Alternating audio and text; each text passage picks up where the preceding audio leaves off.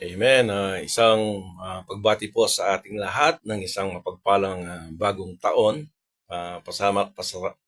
Pasalamatan natin ng Diyos sa nakarang taon sa kanyang pag-iingat sa atin at kanyang tayo ay kanyang pinagpala at alam ko na ang kanyang pagpapalang ito ay sapat, ang kanyang biyaya na tinanggap ng bawat isa sa atin. At of course, nawa sa taong ito, magkaroon po tayo ng, I pray na lahat po tayo ay lalong pagpalain ng Panginoon sa bawat isa sa taong 2025, no? At ito ang ating pambungad na tema sa araw na ito about ang title po ay The Helmet of Salvation, no? Ito ay matatagpuan natin sa Ephesians chapter 6 verse 17.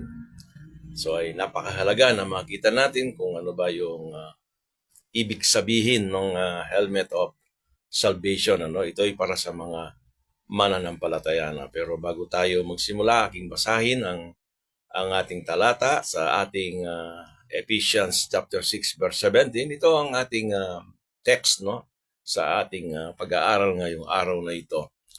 So, verse 17, and take the helmet of salvation and the sword of the Spirit, which is the Word of God. No? Ito yung sabi ng salita ng Diyos ayon sa sulat ni Apostol Pablo sa mga taga-Epeso.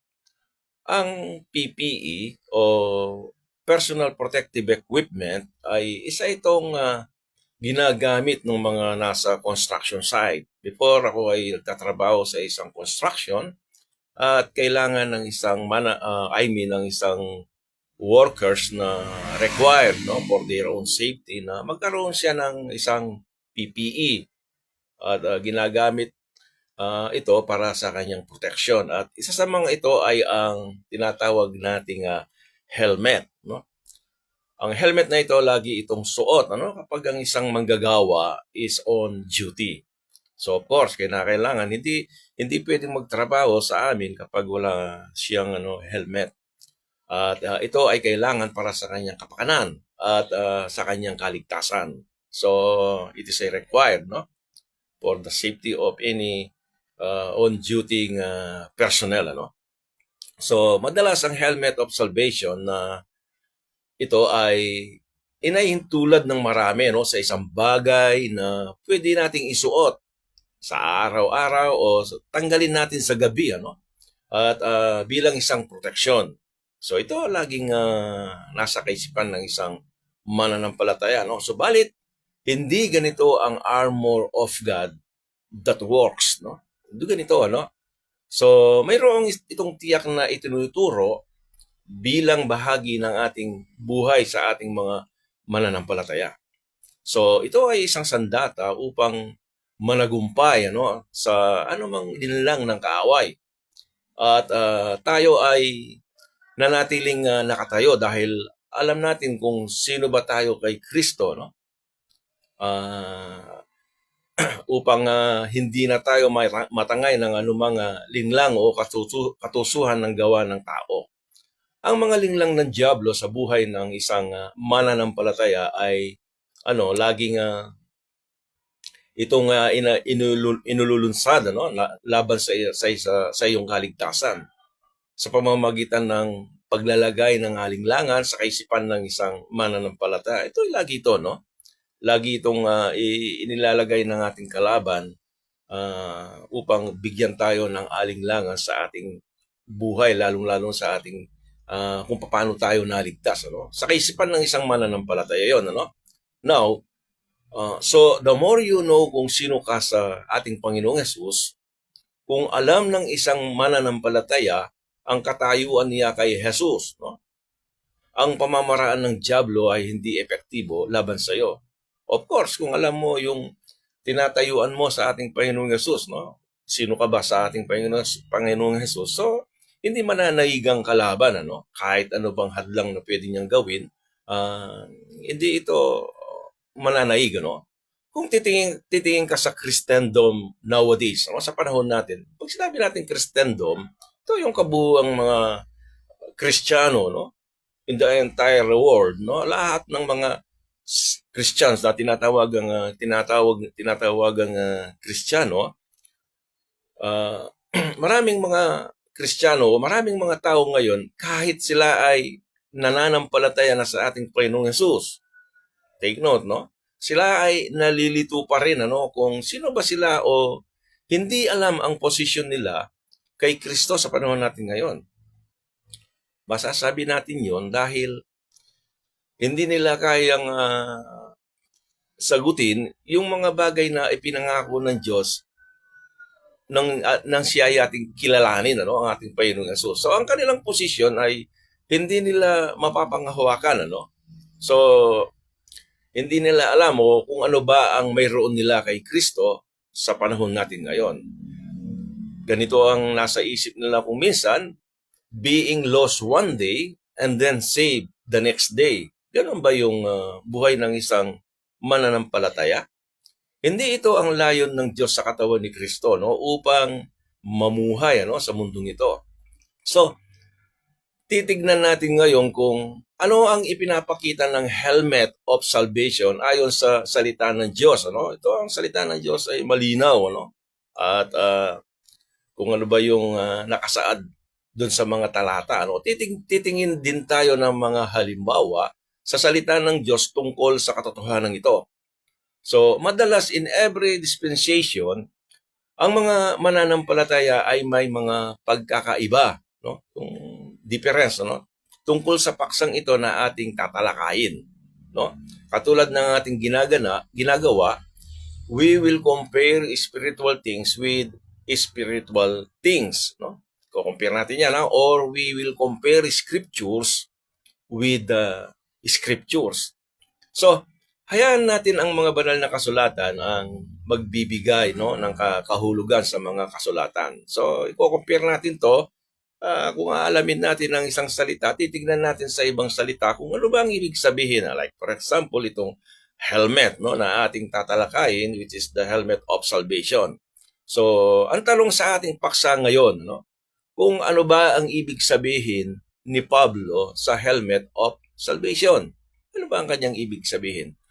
Ang helmet na ating nabasa, ito ay mayroong isang kahalintulad sa talatang ito sa sulat ni Pablo sa mga taga-Thessalonica.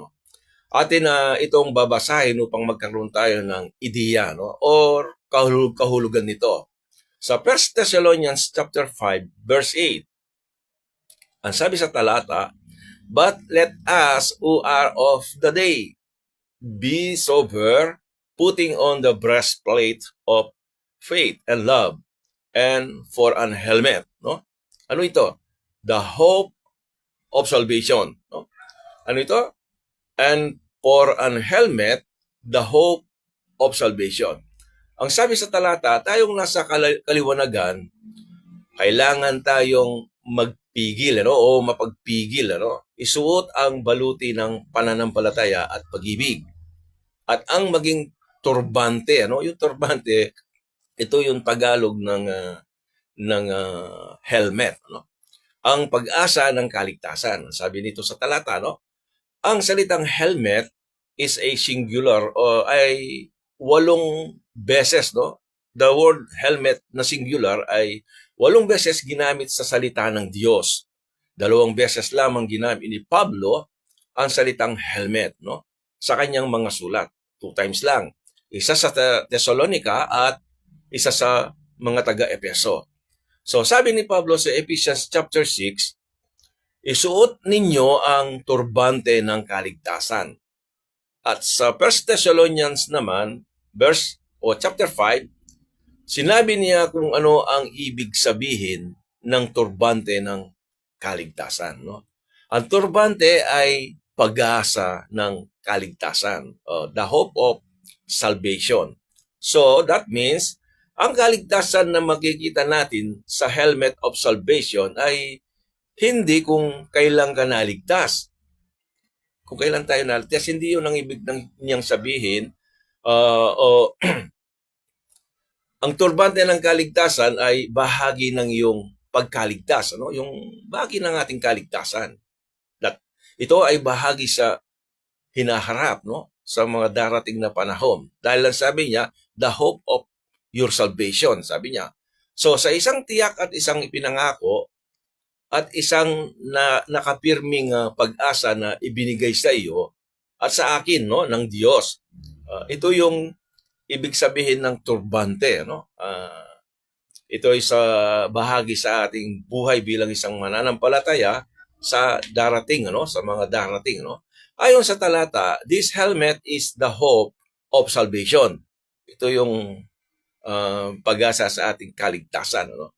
So, kapag sinabi nating helmet of salvation, ay nakatuon yan, no? Nakatuon yan sa inaharap bilang kaganapan sa mga katotohanan ng naipahayag kay Pablo.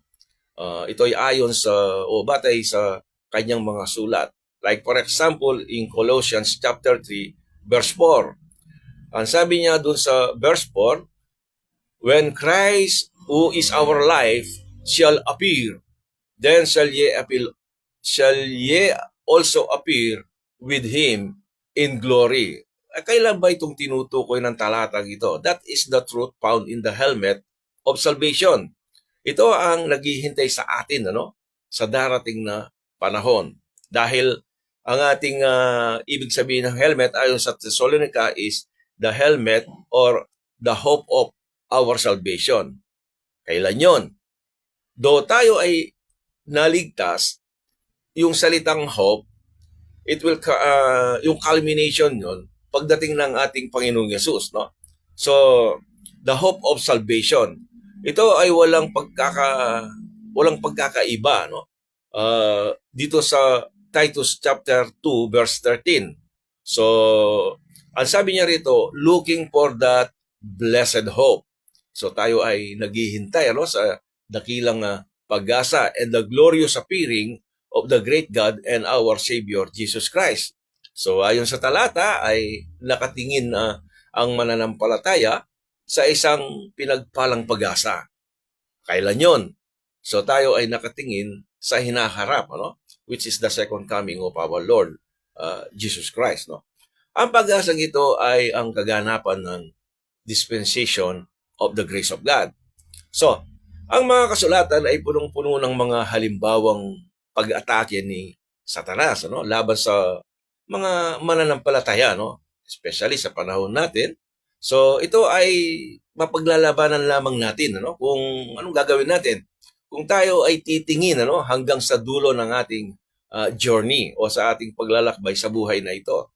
So, alam naman natin sa ating buhay spiritual, maraming mga hadlang sa ating buhay bilang isang mananampalataya kung paano tayo lumago, no? Although ang ating kaligtasan, ito ay sure, no? Pero hindi nawawala sa ating paglago yung mga hadlang, no? So, under the Kingdom Program, tandaan natin, ang mga taong nabuhay sa ilalim ng programang ito ang mga little flock, no? Ito yung mga little flock sa panahon ng ating Panginoong Hesus, no? Supposedly, sila ay dadaan sa isang matinding kahirapan during those days, sa panahon ng mga mananampalatayang ito during the earthly ministry of our Lord Jesus Christ. Mayroon ng mga nakasulat na end times, no, na mangyayari sa kanila, no? Subalit ito ay ang kahirapang ito or tinatawag na 70th week of Daniel ay pasamantalang nahinto. So it means ang kanilang programa, ang nakaplano para sa kanila to enter the 7 years tribulation ay na ibig sabihin ito ay temporarily postponed dahil sa pagtanggi ng Israel sa kanilang hari. So ito ay muli lamang magpapatuloy kapag ang katawan ni Kristo ay wala na sa lupa. Alam nyo, napakahalaga sa ating pag-aaral ng salita ng Diyos na ating inuulit, no, ang ating mga natalakay dahil napakadali itong malimutan, ano, or maaring mga kapatiran o maraming mga bago sa programang ito na nakarinig, hindi nila, wala pa silang karanasan about rightly dividing the word of truth. So, kinakailangan nating hintayin, ano? Hindi kailangan ng pagmamadali sa pag-aaral sa salita ng Diyos, ano?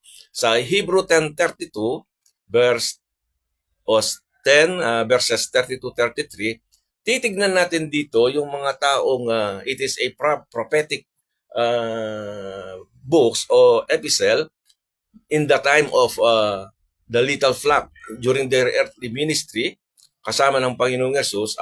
Ito ay naisulat before the book of Acts. So in verse 32, ayon sa sulat na ito para sa kanila, but call to remembrance the former days.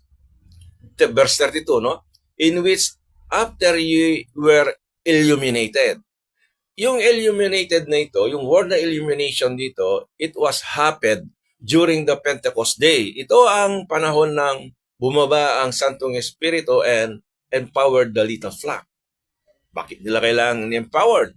Of course, dahil meron silang iniwan ng Diyos sa kanila, meron silang inutos sa mga mananampalataya during those days, sa mga Jewish believers, to proclaim, no, yung gospel of the kingdom, no? Kaya kailangan nilang humayo and to preach the word para i-evangelize yung the whole world, no?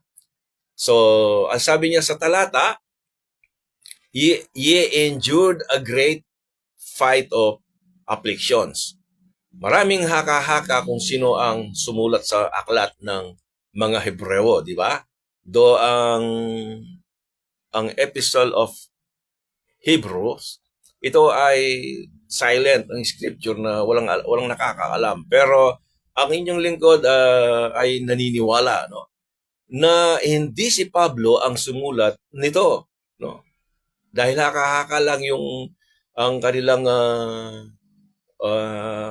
position dito. Sa akin, sapagkat lahat ng sulat ni Apostol Pablo mula Romans to Philemon, ano, ay nagsisimula sa kanyang pangalan. Ang kanyang pagpapakilala ay ang kanyang ako si Pablo. Iyon ang kanyang mga introduction sa kanyang mga sulat, no?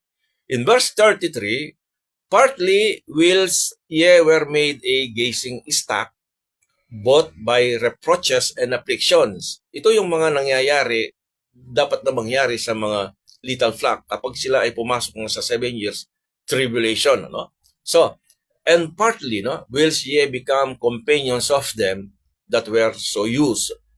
Ang mga ito ang naging katawa-tawa, no? Sila ay naging katawa-tawa dahil sa kanilang pagkapahamak, ano, at sa kahirapan. Itong mga little flocks na ito, which is naka-prophecy, ano, sa kanila, no? For ye had compassion of me in my bonds and took joyfully, verse 34, the spoiling of your goods, knowing in yourselves that you have in heaven. Ano yung heaven ito? Anong ibig sabihin nito? This is a future event, no? A better and an enduring substance. Ano ba ang sinasabi sa talata? Tumutukoy ito sa inaharap, no? Ito ang katotohanan na makikita sa helmet of salvation, no?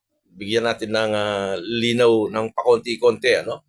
There is a reward after the end of this journey. These people, those who are under the Old Testament or under the law, there is a reward for them, no? After the 7 years tribulation. Ito ang tinutukoy niya sa mga mananampalatayang Hudyo that time nung ating Panginoong Yesus. Sila ay kanilang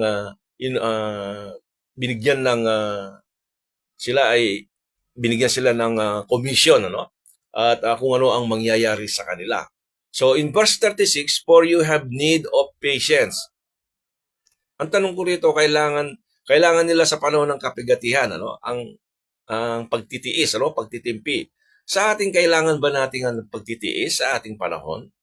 Meron na ba tayong experience na ang kanilang daranasin during those years, 7 years tribulation, na halos sila ay mamatay, no? Marami sa kanila ang mamamatay during the 7 years tribulation. Ito ba ay ating nararanasan in this present time? Sa totoo lang, hindi tayo nakararanas ng paghihirap, no? Katulad sa mga hulang ito sa panahon ng kapighatian. Hindi naman ganito ang ang layunin ng Diyos sa atin, that after you have done the will of God, ang sabi ng author dito, o I mean ang sumulat nito, pag sinabi natin ang author, author pala ang Panginoon, and the writer is the person kung kanino ipinahayag itong prophetic books na ito. Subalit hindi natin alam. Pero ako, ang naniniwala ko, kung babasahin mo yung Hebrew chapter 1, it was started God, no? So, sa akin, ang aking view dito na sino nagsulat? So, walang sinasabi ang Bible, pero ang Diyos, inuna niya ang kanyang pangalan, ano? So itong ang itinuturo ng talatang ito ay magaganap sa darating na panahon, ano, during the tribulation period. So in verse 37, for yet a little while, and he that shall come will come, and will not tarry. The book of Hebrews ay naisulat, tandaan ninyo, katulad ng nasabi ko, bago nahulog, no? Bago nahulog ang bansang Israel. I mean in Acts chapter 7, ano? Ito ay naisulat. Nahulog ang bansang Israel in Acts chapter 7, ano? Ang mga taong ito ay naghihintay, ano, sa ikalawang pagdating ni Jesus at the end of the tribulation period. So in verse 35, cast not away therefore your confidence, no, which had great recompense of reward. In verse 38, now the just shall live by faith. Take note, no? Now the just shall live by faith. But if any man draw back, sabi niya, my soul shall have no pleasure in him. Tignan niyo itong talatang ito. Yung talatang ito. Ang sabi niya, now the just shall live by faith. But if any man draw back, sila ay manumbalik, ano?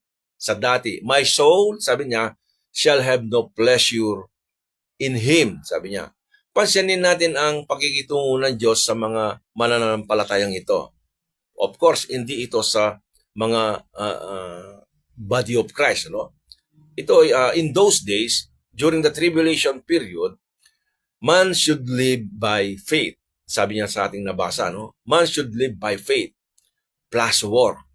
So, napag-aralan na natin sa nakaraan the phrase by faith, no?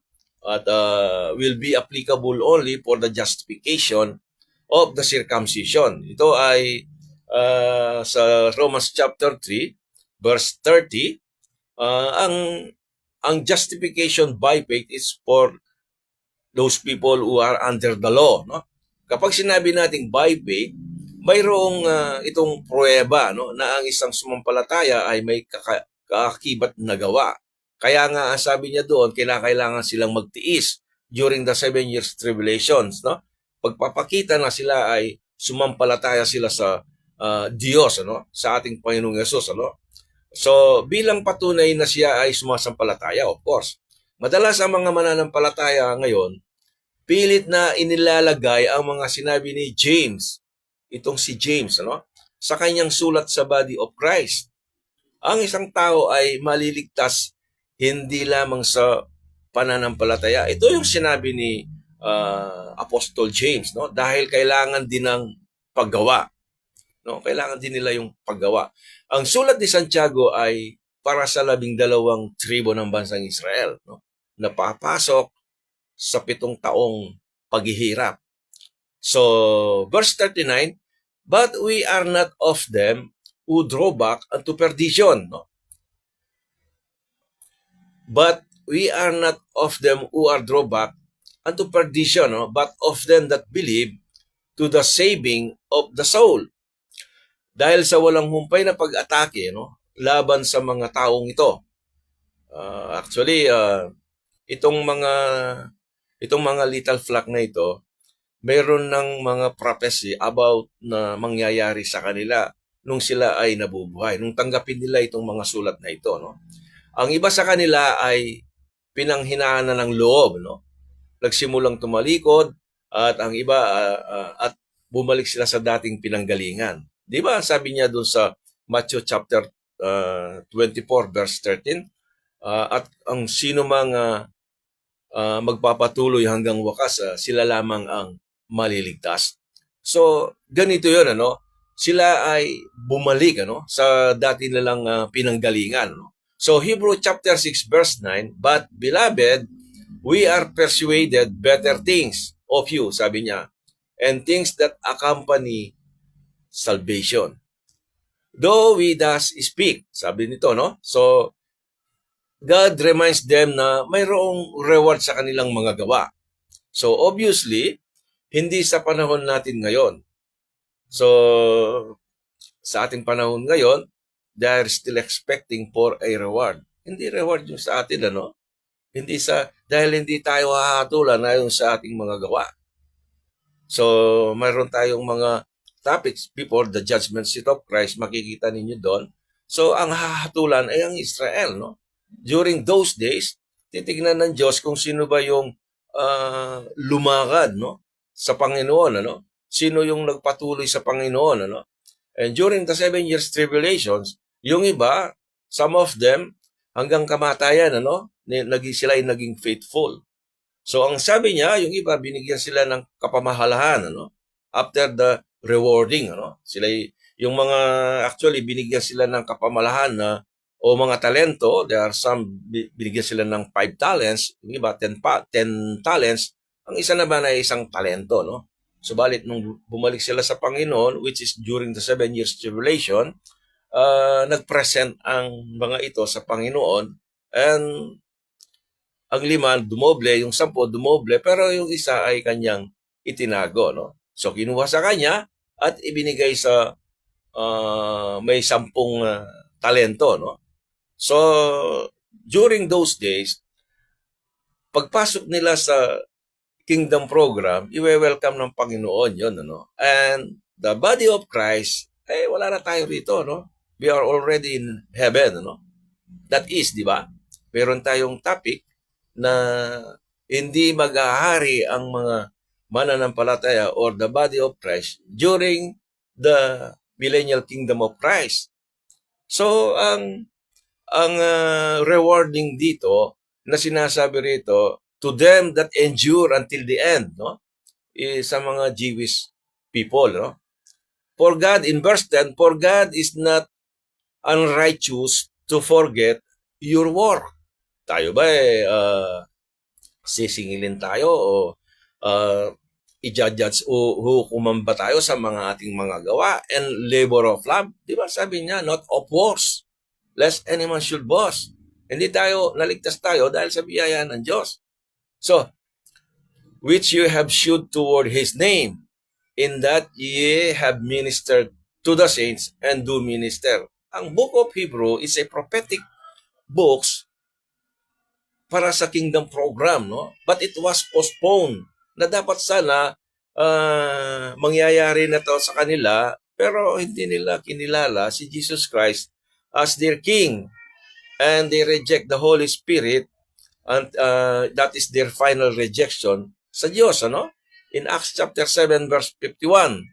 And then pinatay nila si Esteban, at doon lahat ng mga dispensationalist, ang Panginoon ay nakatingin at tumayo, no? So they are expecting at naniniwala ang mga dispensationalist believers na darating na at handa nang bumaba ang ating Panginoong Yesus.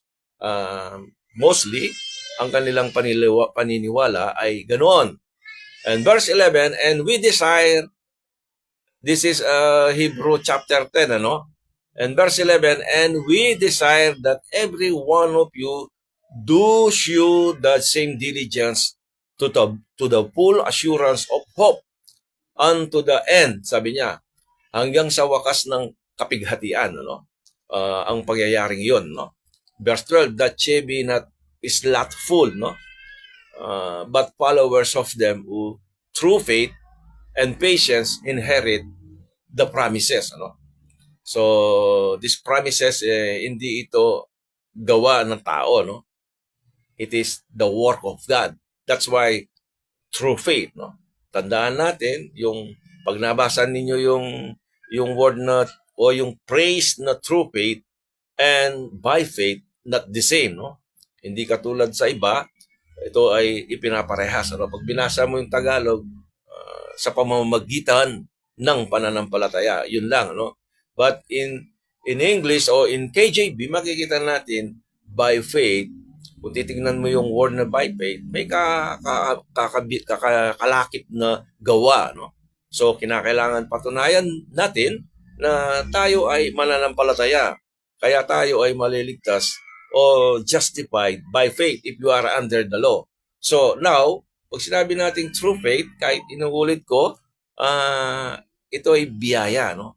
Hindi natin ginawa, kundi somebody do it for us, no? O for you and for me. Ito yung gawa na isukat na ikaliligtas natin na ginawa ng ating Panginoon Jesus doon sa krus na siya ay namatay, inilibing at muling nabuhay. So anybody na sumampalataya doon sa ginawa ni Jesus, that is true faith. Tayo naligtas doon sa pamamagitan ng true faith. No? Verse 13, for when God made promise to Abraham, verse 13, because he could swear by no greater, no? He swore by himself. 14, saying, surely blessing I will bless thee, and multiplying I will multiply thee. So, in Romans 15 verse 4, ang sabi niya rito, for whatsoever things were written aforetime were written for our learning. That, so, dun muna tayo dun sa, so I will continue, no? That we through patience and comfort of the scriptures might have hope, no? So, tandaan natin, anumang bagay na naisulat sa nakaraan, no? Ito ay para sa ating ikatututo, no? At hindi para sundin. I repeat, ito ay para sa ating ikatututo, for our learning, not for doctrine, and not para ating sundin, no? Ang salitang hope sa bandang huli, ang salitang hope sa talatang ito ay pinagbabatayan with the praise helmet of salvation. Di ba ang helmet of salvation, ang sabi niya dun sa Ephesians chapter 6, or I mean in 1 Thessalonians, put on the helmet, the hope of salvation. Pag sinabi nating hope of salvation, hindi yung kung paano na tayo naligtas, no? Ito ay kasama na sa ating pagkaligtas, ano? And we are looking in the future, looking for the blessed hope, no? So, tayo ay tumitingin sa inaharap. Put on the helmet, the hope of salvation. Ito ay isang tiyak, no? Ito ay isang kasiguruhan ng ating kaligtasan, no? We are already saved, no? Hindi na kailangan na para bang isusuot natin and then mamaya tatanggalin natin. That is not the dealing of God in this present time na parang isuot mo tapos tatanggalin mo. The hope of salvation o the helmet, ito ay bahagi na ng ating buhay bilang isang mananampalataya. That you have the helmet of salvation and keep focus on that goal. No? Kailangan lang tayong mag-focus. I mean, tayo ay lumalakad sa mundong ito. We are saved, but para tayo ay manatiling nakatayo sa ating buhay mananampalataya, lagi tayong nakatuon, ano? Doon sa pag-asa, no? Hope of salvation, which is the helmet, no? Ay nakaugnay sa ating paglalakbay, ano?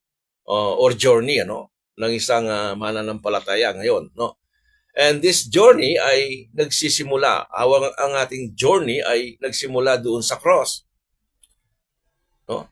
So, ito ay, ang ending nito, pagdating ng ating Panginoong Jesus. No? Now, kapag nagsimula ang ating journey na ito, of course, ang susunod nito ay ang end of our journey. Kung mayroong nagumpisa at mayroong itong wakas, no? There's an end. Ano ba yung end? Maring tayo ay mauuna sa lupa or pagdating ng ating Panginoong Yesus, no? So, isang bagay lamang ang namamagitan sa simula at wakas sa ating paglalakbay, ano? Ito ay ang pag-asa. O ito yung tinatawag ng hope na sinabi ni Apostol Pablo, no? Ang ating kalaban ay pilit na tinatanggal, ano, ang pag-asang ito sa ating mga mananampalataya sa iba't ibang paraan. So, di ba?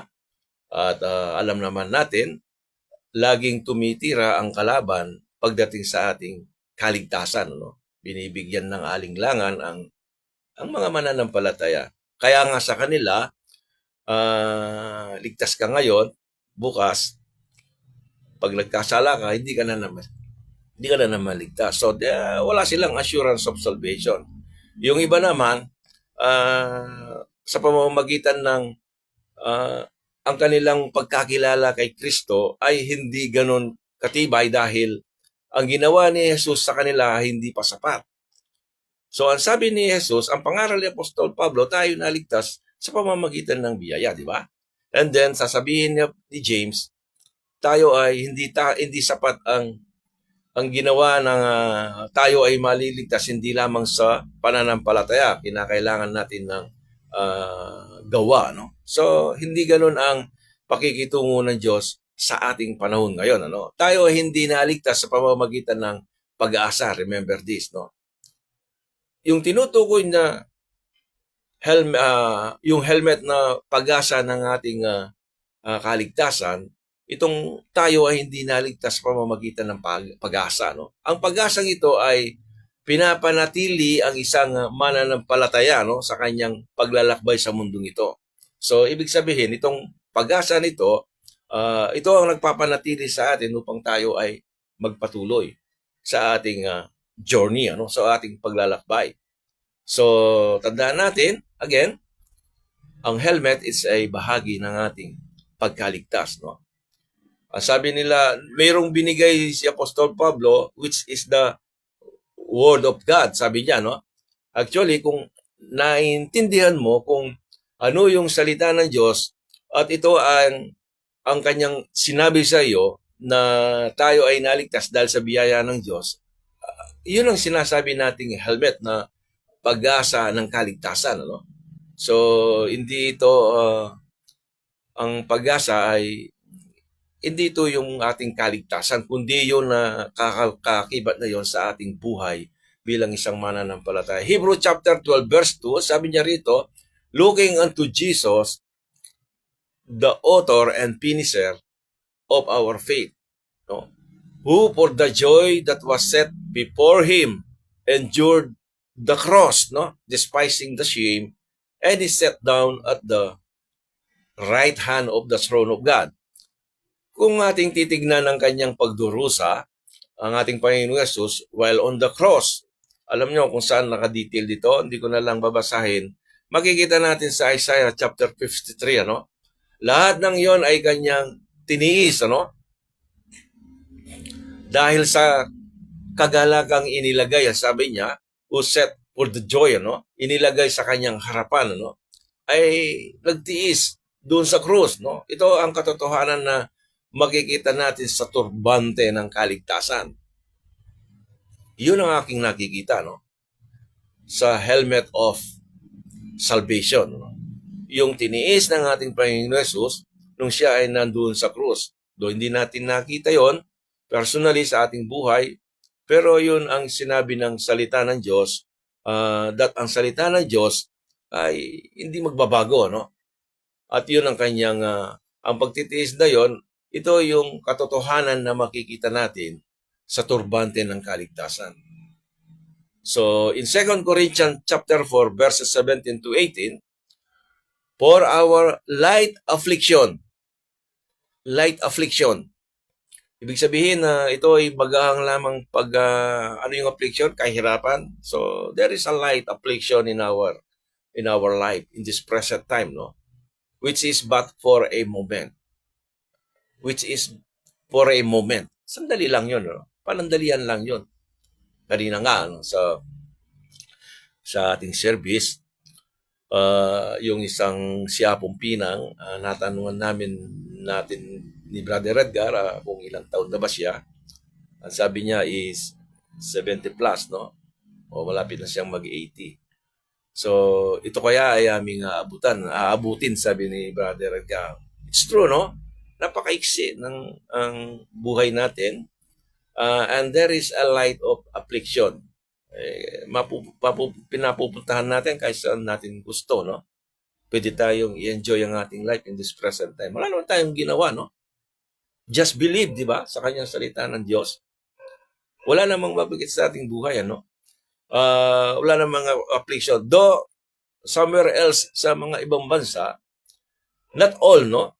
There is some affliction na unto death, no? Nangyayari, no? Pero dito, ang tinutukoy dito as a whole, no?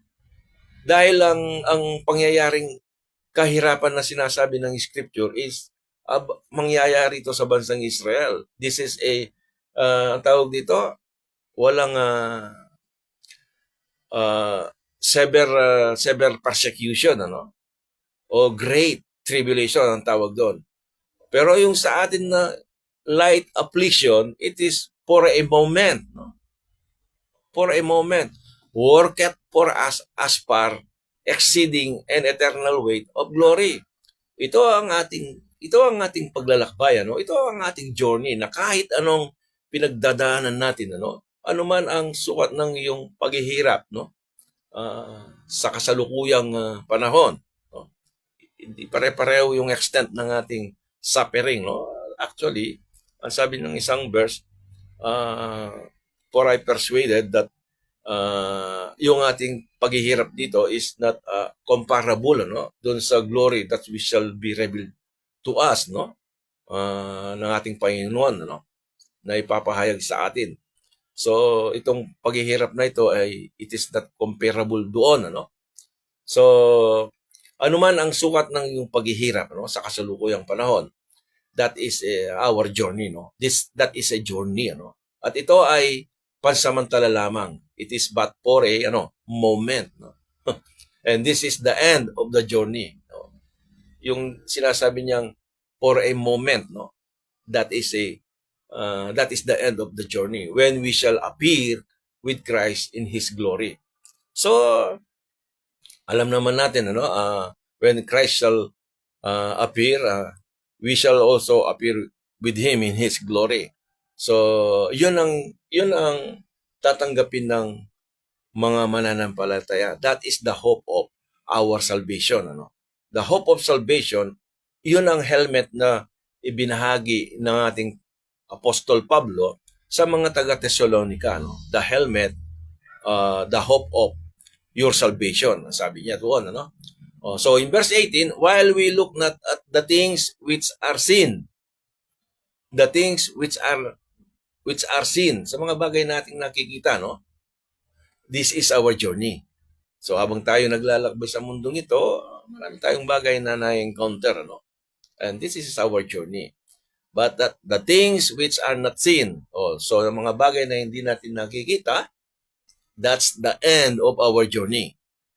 So, for the things which are seen are temporal, no? Itong mga bagay na dito na ating nakikita, ito ay temporal. Kanina nga yung message ni Pastor Reland, it's about those people na hindi na alam kung saan nila dadalhin ang kanilang mga tinatangkilik, ano? Instead na dalhin nila ito para sa gawain, ano? At mayroon pa siyang mga set of examples, no? So, that is temporal, ano? But the things which are not seen are eternal. So, in Romans chapter 8, verse 18, yung sinabi ko kanina, for I reckon, that the sufferings of this present time, in this present time, this is the journey, no? Ito yung ating journey bilang isang mananampalataya. So, are not worthy, to be compared with the glory which shall be revealed in us, no? This is the end of the journey.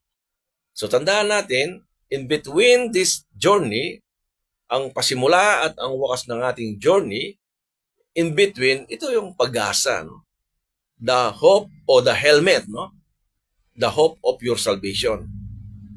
So, nice ng ating Apostol Pablo na lagi itong isuot, ano? Isuot. It means ito ay kasama na ano sa ating pagkaligtas, no? Kailangan tayong nakatingin doon sa pag-asa na 'yon, no?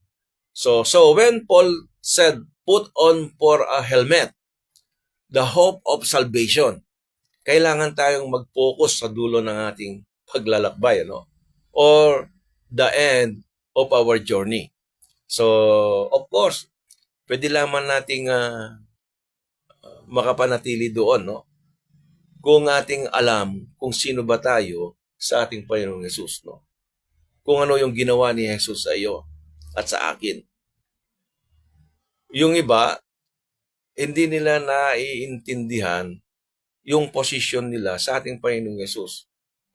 Kaya kung minsan, ang ginawa ni Jesus para sa kanila, ito ay kulang, no? It is for a moment, no? Kapag nagkasala ka, kailangan mo na namang magpanibagong magkaroon ng relationship sa kanya. Hindi, no? There is no backslidden, no? Sa mga mananampalataya, no? Once you are saved, I stand that you are already saved, no? Ang kaligtasan ginawa ng Panginoong Hesus sa atin is complete, no? Kaya ang sino mga nakarinig sa ebanghelyo na ang ating Panginoong Hesus ay namatay, inilibing at muling nabuhay, kahit sino pa mang tao na nakarinig sa ebanghelyong ito at siya ay nanampalataya, that moment, siya ay naligtas, ano, at naging bahagi, siya ay nabautismo, ano, sa Espiritu Santo at naging bahagi sa katawan ng ating Panginoong Yesus, no? So remember, while we are on the journey, ito yung journey natin, palaging mayroong mga hadlang, no? Hindi natin maiiwasan yan upang mabaling ang ating mga paningin sa ating layunin, ano? Meron tayong layunin, ano? There is a purpose kung bakit tayo naligtas on that exact date, no? Mayroong plano ang Diyos sa atin, ano? Tayo ay mapalad dahil tayo ay naging bukas ang ating kaisipan sa offer ng Diyos sa atin. There are people, kahit anong ibahagi mo sa kanila, hindi nila nakikita, no, yung katotohanan na sinasabi ng banal na kasulatan. Even nabasa nila on that page, hindi pa nila pinaniniwalaan ng marami, ano. So, kung hindi ito ibinigay ng Diyos sa iyo, never na ito ay inyong maintindihan. There is a verse on sa sinasabi kong ito sa inyo, no? Basahin niyo yung Matthew chapter 13.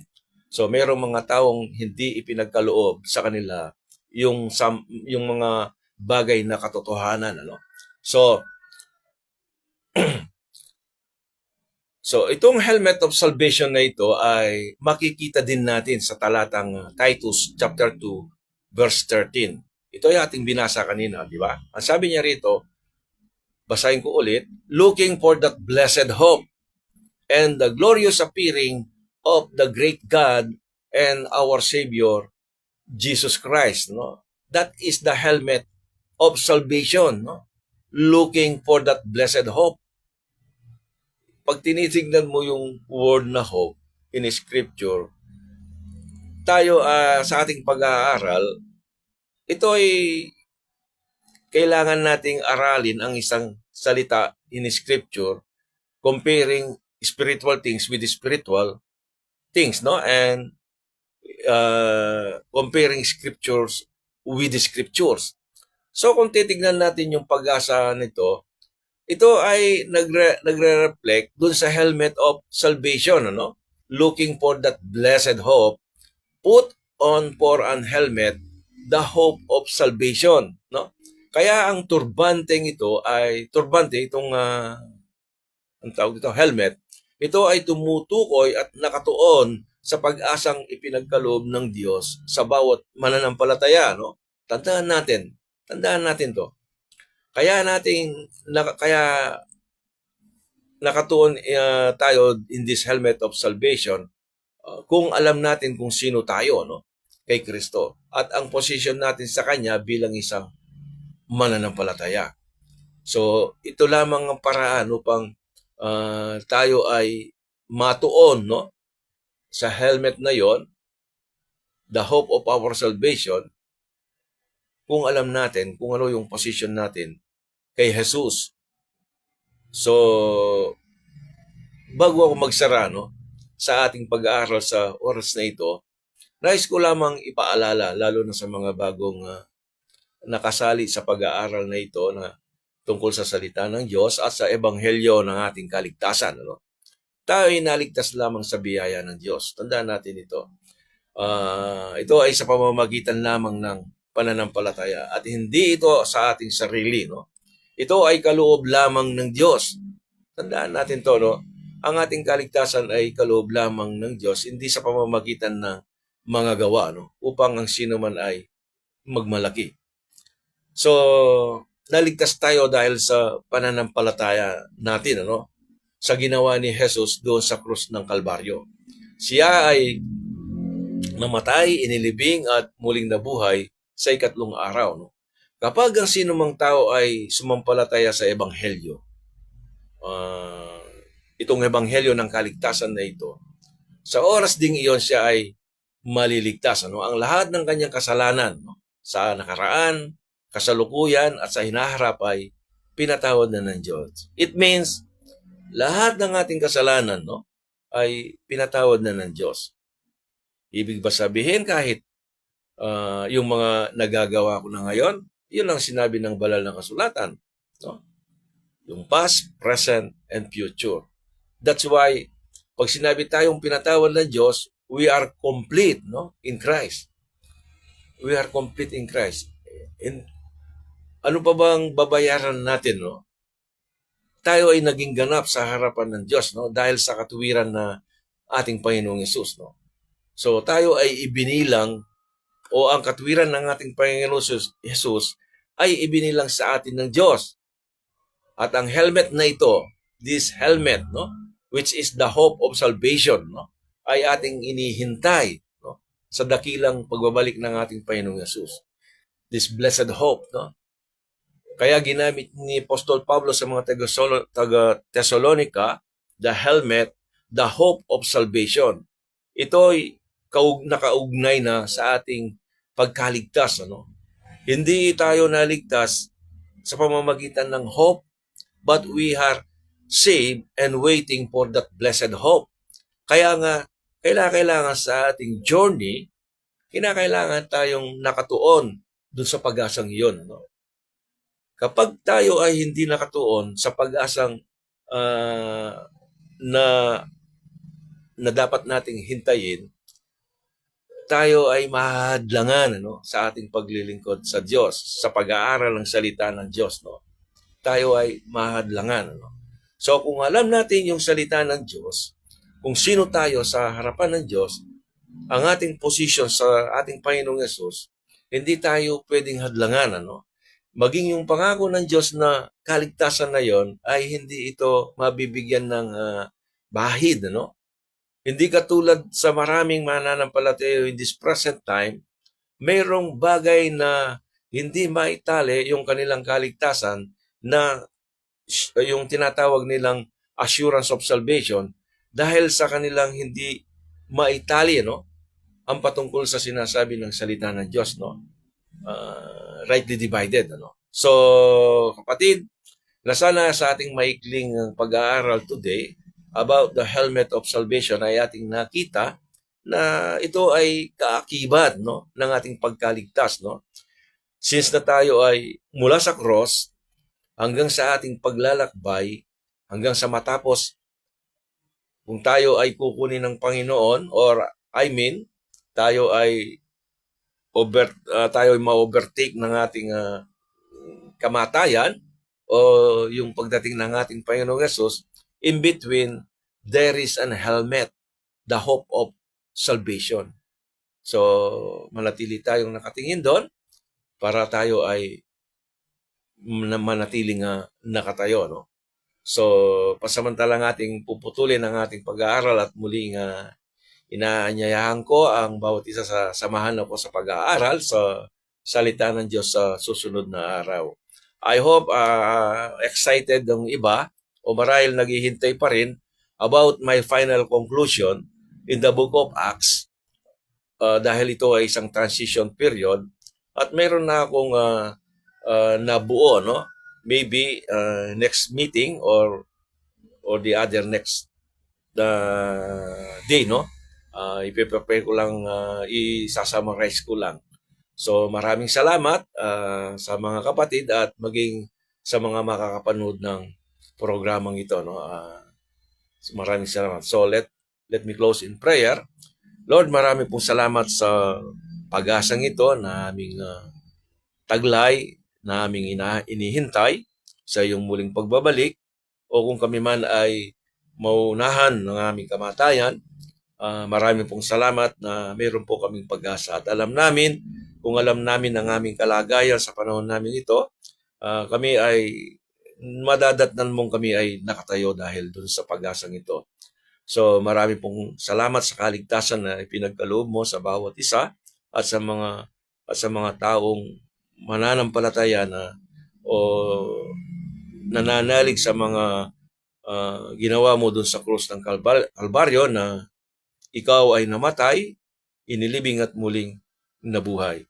Lord, dalangin ko po na pagpalain ninyo ang programang ito, na kami ay magamit mo sa aming pag-aaral sa inyong mga salita, at maraming mga taong makarinig, no? Magkaroon ng desire na sila ay lumago sa kanilang pananampalataya. Sa aking mga kapatid na nananalangin, naging kasama ko sa panalangin sa programang ito, at marami pong salamat, at dalangin ko po na patuloy gamitin nyo ang inyong lingkod sa gawain ito. Ito po ang aking hiling at dalangin sa pangalan ng aming Panginoong Jesus. So maraming salamat at thank you bro, Brother Edgar, at sana sa mga hindi pa nakarinig o sa mga kapatid na nawa ay yung panoorin, ano, itong mga ating previous topics, ano, maybe itong topic na ito. So muli, isang mapagpalang araw sa bawat isa sa atin, and God bless, and to God be the glory.